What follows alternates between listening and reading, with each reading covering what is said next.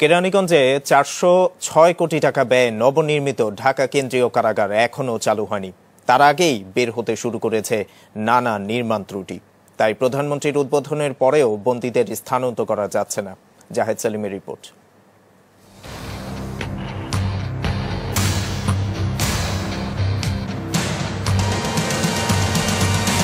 দক্ষিণ কেরানীগঞ্জের রাজেন্দ্রপুর এলাকায় প্রায় 200 একর জমির উপর নির্মাণ করা হয়েছে দেশের সবচেয়ে বড় নতুন এই কারাগার। এর মধ্যে 31 একর জমিতে বন্দীদের জন্য ভবন তৈরির কাজ প্রায় শেষ। এসব ভবনে 4000 পুরুষ বন্দীর ধারণ ক্ষমতা থাকলেও প্রকৃতপক্ষে থাকতে পারবে প্রায় 8000। গত 10 এপ্রিল প্রধানমন্ত্রীর উদ্বোধনের পরপরই বন্দীদের এখানে স্থানান্তরের কথা থাকলেও তা সম্ভব হয়নি। নিরাপত্তাজনিত ত্রুটি রয়েছে নির্মাণ কাজে, বিশেষ করে দুর্ধর্ষ বন্দী ওয়ার্ড যেটা, সেটার কবজা থেকে শুরু করে সবকিছুতেই ত্রুটি আছে এবং সেটা যে কোনো সময় দুর্ধর্ষ বন্দীরা ভেঙে ফেলার সম্ভাবনা আছে। নির্মিত ভবনগুলোর কিছু কিছু অংশ গেল 1 মের ঝড়ে ক্ষতিগ্রস্ত হয়েছে। ডেঞ্জার সেল হিসেবে পরিচিত সূর্যমুখী ভবনের বাইরে থেকে দেখা যায় ছাদের রেলিংয়ের এক অংশ খুলে পড়ে গেছে নির্মাণাধীন মধুমতি ভবনের জানালা। কারাগারের বাইরে নির্মিত কারারক্ষীদের ব্যারাকের ছাদেও ফাটল ধরেছে। পরবর্তীতে সেখানে পলেস্তারা দিয়ে ঢেকে রাখা হয়েছে। দরজাতেও রয়েছে ফাটল। এখানে টপ টেরর শীর্ষ সন্ত্রাসী জেএমবি, আনসারুল্লাহ বাংলা টিম, হিজবুত তাহরির, সরকারের নিষিদ্ধ যেগুলি সংগঠন, তাদেরকে রাখা হবে ফাঁসির আসামি। কিন্তু এই ক্ষেত্রে এই গ্রেডের ক্লাব এগুলি ততটা আমার কাছে মজবুত মনে হয়। সেলের দরজাগুলো লাগানো হয়েছে হালকাভাবে, জানিয়ে প্রশ্ন তুলেছেন কর্তৃপক্ষ। তবে ঠিকাদারদের নির্মাণ কাজের তদারকির দায়িত্বে থাকা গণপূর্ত বিভাগের এই কর্মকর্তা ঠিকাদারদের পক্ষেই সাফাই গাইলেন।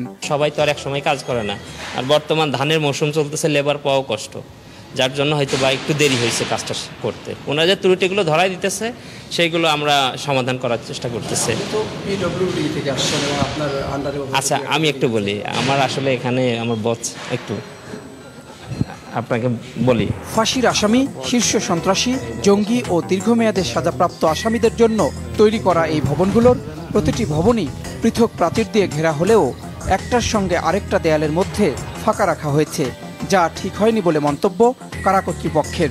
আর সাধারণ বন্দীদের জন্য নির্মিত ভবন কর্ণফুলীতেও একই অবস্থা।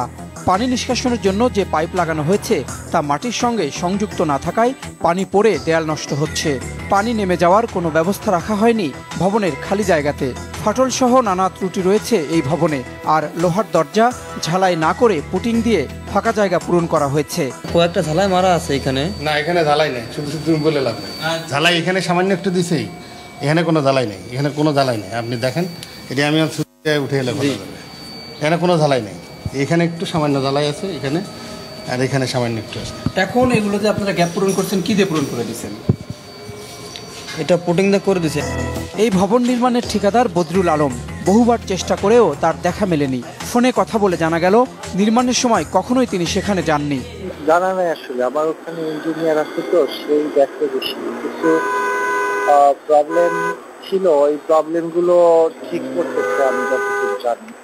কোন ধরনের প্রবলেম আসলে আমি ভালো বলতে পারবো না, গ্রিলের কিছু প্রবলেম ছিল। তবে তার প্রতিনিধি স্বীকার করেছেন কাজে কিছুটা গাফিলতি ছিল। কোনো ধরনের গাফিলতি ছিল কিনা আপনার কি মনে হয়? কিছুটা মিস্ত্রিদেরও গাফিলতি ছিল, আমাদের দেখারও ভুল হয়েছে, এগুলো আমরা ঠিক করে দেব।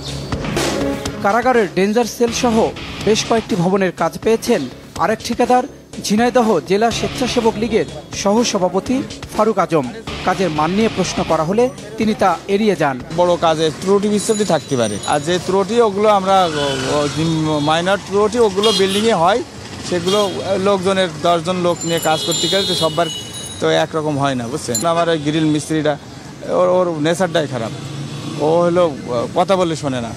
কাজ দিয়ে ফেলেছি, বাইন্ডিংয়ের ভিতর পড়ে গেছি, এখন তার ও সরাই দিয়ে আর একজনের আনতে পারছি না, বুঝছেন। কারাগারের ওয়ার্কশেড নির্মাণের কাজ করেছেন আরেক ঠিকাদার, লক্ষ্মীপুর পৌরসভার সাবেক মেয়র, বিএনপি নেতা হাসানুজ্জামান চৌধুরী। কাজের মান নিয়ে ফোনে যোগাযোগ করা হলে তিনিও বিষয়টি এড়িয়ে যান। নতুন যে জেলখানা হয়েছে ওখানে তো আপনি কাজ করেছেন, এই বিষয়টা নিয়ে আপনার সঙ্গে একটু কথা বলতে চাইছিলাম। কি কথা বলবেন এগুলো নিয়ে? আমি শুধু ওয়ার্কশেডের কাজ করছি, আর এখানে সবচেয়ে ছোট কাজ হলো ওয়ার্কশেডে। এটা 2 কোটি টাকার কাজ, এগুলা কিচ্ছু নাই। এগুলো আমরা সামাজিক লোক, আপনারা আমাদের লোক, আমরা আপনারা একই লোক। সাংবাদিকরা আমাদের ছোট ভাই, আমার বহু লোক সাংবাদিকতা আমাদের খুবই আপন মানার, কথাটা বুঝেন না? নিরাপত্তা দেয়ালের উপরে বৈদ্যুতিক তারের বেষ্টনী ছিঁড়ে গেছে এরই মধ্যে, আর ফাটল তো রয়েছেই। সামান্য ঝড়েই যতটুকু আমরা দেখেছি তাতে আমার মনে হচ্ছে যে যাওয়ার পরে হয়তো এই ধরনের অবস্থা আমাদেরকে আবারও মোকাবেলা করতে হতে পারে। বিভিন্ন অনিয়ম আর কাজের মান নিয়ে কথা বলতে প্রকল্প পরিচালকের সঙ্গে বারবার যোগাযোগ করা হলেও তাকে পাওয়া যায়নি। শুধু কারাগারের ভেতরেই নয়, বাইরের সীমানা প্রাচীরের কাজ এখনও শেষ হয়নি। ঝোড়ো বাতাসে বাইরের বিদ্যুতের খুঁটিগুলো পড়ে যাওয়ায় পরে তা ঝালাই করে ঠিক করা হয়েছে, যা যে কোনো সময় ভেঙে পড়ার আশঙ্কা রয়েছে। জাহিদ সেলিম, মাছরাঙা সংবাদ, ঢাকা।